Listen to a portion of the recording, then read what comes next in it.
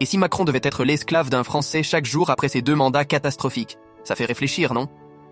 Chaque matin, il se réveillerait sous le toit d'un citoyen lambda, un boulanger, une infirmière ou même un agriculteur. Chacun aurait l'occasion de lui faire comprendre ce que c'est que la vie réelle, loin des palais et des privilèges.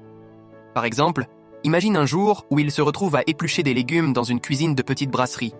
Là, il sentirait la pression des factures à payer, des employés à gérer. Pas de directive, juste l'inquiétude de bien faire. Un autre jour, une maman célibataire le mettrait au défi de jongler entre le travail et les devoirs des enfants. Chaque situation deviendrait une leçon, une humiliation, mais aussi une révélation. Les Français, enfin, auraient dans leur chance. Des heures à faire pousser l'empathie, à comprendre la colère, la frustration des gens qu'il n'a jamais vraiment entendus. À la fin de la journée, il se coucherait fatigué, mais pas épuisé de labeur. Épuisé d'avoir pris conscience de la réalité de ses concitoyens. Les jours se succéderaient, et avec eux, les découvertes.